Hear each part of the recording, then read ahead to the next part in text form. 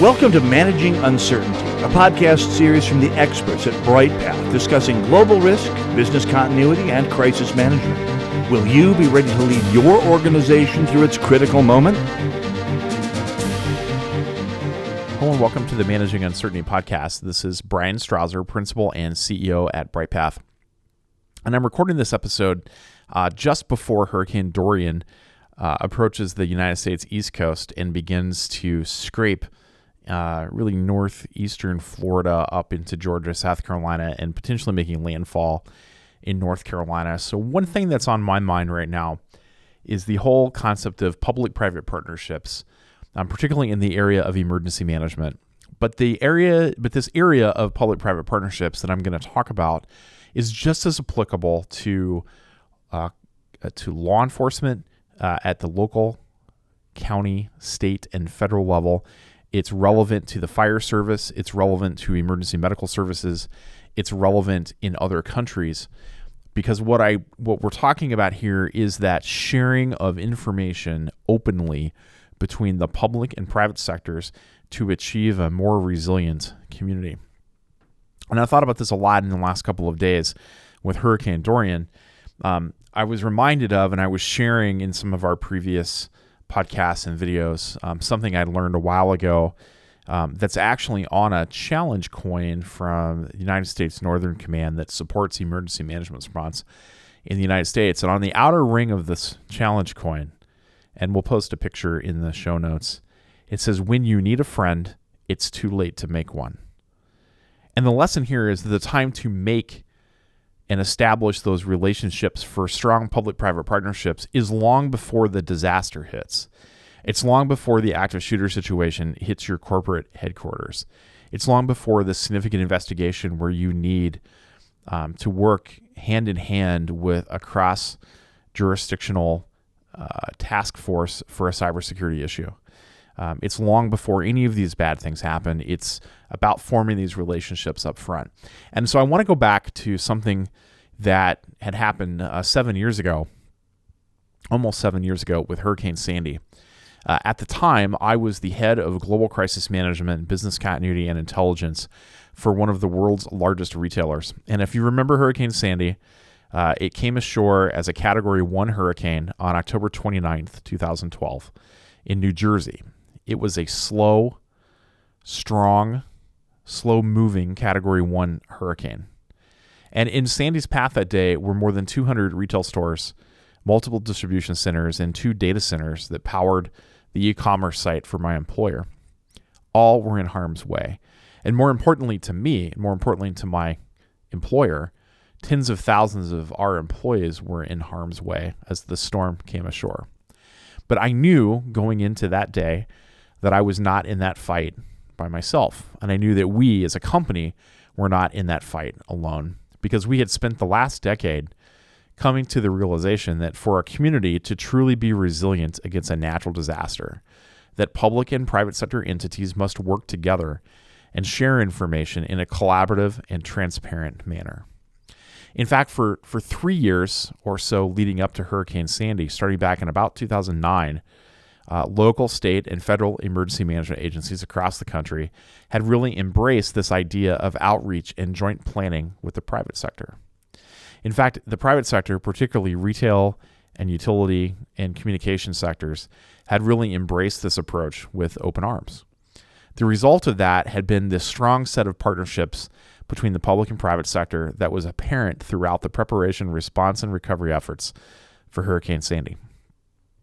For example, several days prior to Sandy's landfall, public and private sector entities were exchanging information through channels that had been predefined.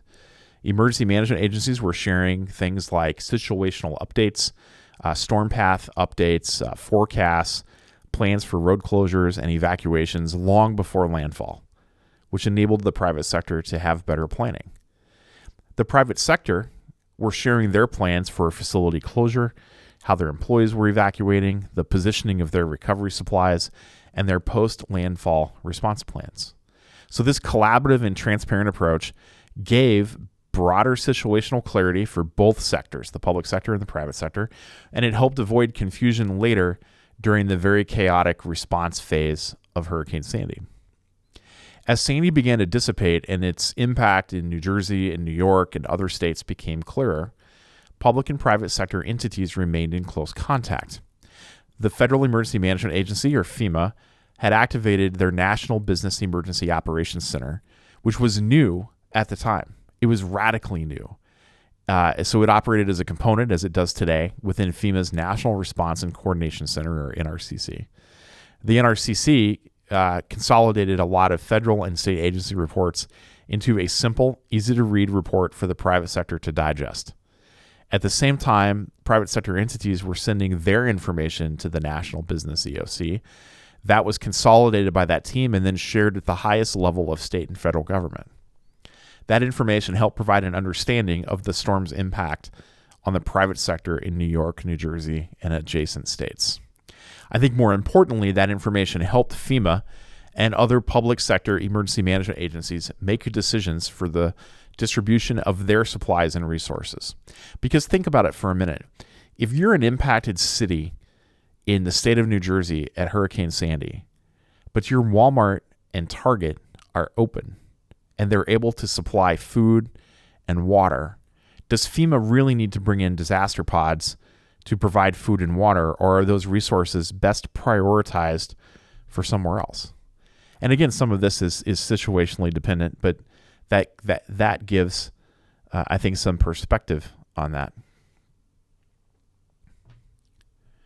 As a major retailer, my employer at the time was able to quickly bring in significant amounts of ice water recovery supplies for donations and for sale at those 200 locations within about 24 to 48 hours after landfall. Emergency management agencies could then prioritize and distribute supplies elsewhere strategically with that information in hand, knowing that the needed supplies were available at other locations. That made for more efficient decision-making and a more coordinated response process.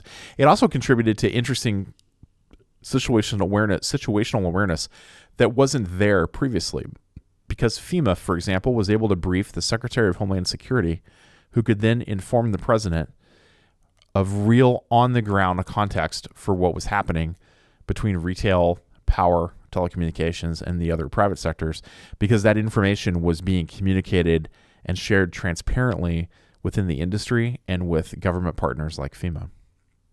This close coordination between the public and private sectors throughout all phases of business continuity and crisis management were really shown to be effective during the Hurricane Sandy response. And that approach allowed for a significantly faster and more efficient response and recovery of the private sector capabilities, helping ease the burden on emergency management agencies in the public sector, and I think leads to faster economic recovery in those impacted areas. While opportunities do exist to continue to mature the interaction between the public and private sector entities, this close coordination and transparent communication is really now viewed as a requirement to build resilient communities, companies, and nations. So that was some of that was taken from a magazine article that we wrote in July 2014, reflecting on Hurricane Sandy.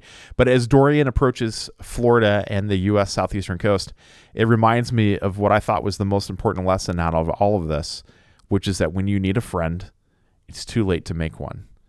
Now is the time to build those partnerships and relationships with law enforcement, emergency management, the fire service, emergency medical services, and other entities, so that when the disaster does hit, when the critical moment does happen, that the relationships are there and you're able to share information in an open and transparent manner, which will benefit both the public and private sectors. That's it for this edition of the Managing Uncertainty podcast. We'll be back next week with a new episode. Thanks for listening. Thanks for listening to this episode of Managing Uncertainty, produced by the experts at Bryghtpath. To receive notifications of new episodes, join our newsletter at bryghtpath.com or subscribe through your favorite podcast player, such as iTunes or Google Play. Learn more about the services and trusted advice from Bryghtpath by visiting bryghtpath.com. That's BRYGHTPATH.com.